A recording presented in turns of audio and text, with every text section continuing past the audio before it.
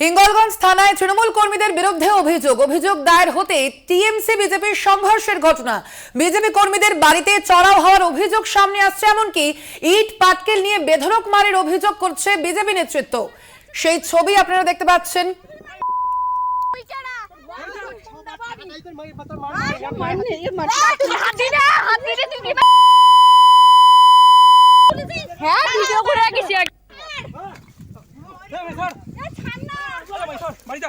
তুই আসছিস রে ছেলে, তুই আসছিস কেন? তুই কেন তুই আসেন কেন? তুই দিন টুকুন খাওয়া তোর মা রে গন্ড লাগছে, তুই আসছিস কেন? বল এই ছেলে তুই তুই কেন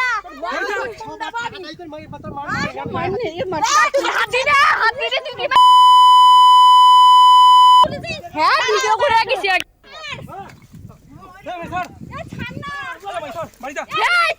এই বিষয়ে আমরা আরো বিস্তারিত জানবো। ফোন লাইনে রয়েছেন আমাদের প্রতিনিধি সঞ্জিত চক্রবর্তী। সঞ্জিত, ঠিক কি অভিযোগ সামনে আসছে? দেখো, শেষ দফা নির্বাচন অর্থাৎ 1 জুন, সেখানে বিশেষ করে বসিরহাট লোকসভা কেন্দ্রের হিঙ্গলগঞ্জ ব্লকের যে যোগেশগঞ্জ গ্রাম পঞ্চায়েত যে মাধবকাটি গ্রাম রয়েছে, সেই গ্রামে বেশ কয়েকজন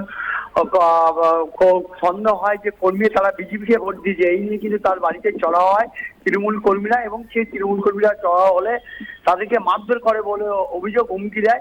এবং সেই অভিযোগ যখন হিঙ্গলগঞ্জ থানায় অভিযোগ দায়ের করা হয় তৃণমূল কর্মীর বিরুদ্ধে, তখন তৃণমূল কর্মী তার বাড়িতে গিয়ে হামলা করে এবং তাদেরকে মারধর করে।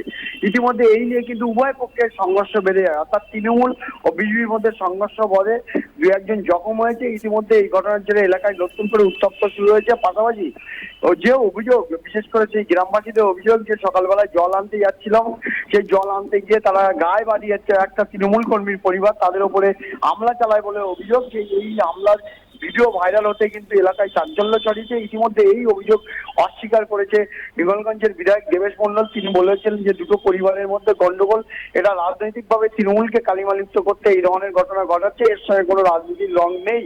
কিন্তু যে ঘটনা নিয়ে ইতিমধ্যে পুলিশ তদন্ত শুরু করেছে, কেন এই হামলা হলো, কেন এই দুটো পরিবারের মধ্যে গন্ডগোল হলো, এর পিছনে কি কারণ আছে, অন্য কোনো রাজনৈতিক কারণ আছে কিনা, সেটাও তদন্তকারীরা একবার দেখে নিতে চাইছে।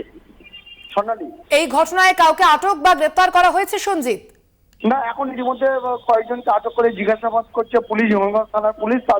তারা প্রত্যক্ষদর্শীদের বয়ান বের করছে, পাশাপাশি কারা এসেছিল, কিভাবে এসেছিল, কি দিয়ে হামলা করলো, এটা নিয়ে দুটো পরিবারের মধ্যে গন্ডগোল কিনা, পুরনো কোনো পারিবারিক বিবাদ বা কোনো জমি সংক্রান্ত বিবাদ আছে কিনা প্রতিবেশীদের সঙ্গে, সেটাও তদন্তকারীরা দেখে নিতে চাইছে তাদেরকে জিজ্ঞাসাবাদ করে। একদম। আপাতত ধন্যবাদ তোমায় সঞ্জিত। আমরা কথা বললাম, ফোন লাইনে ছিলেন আমাদের প্রতিনিধি সঞ্জিত চক্রবর্তী।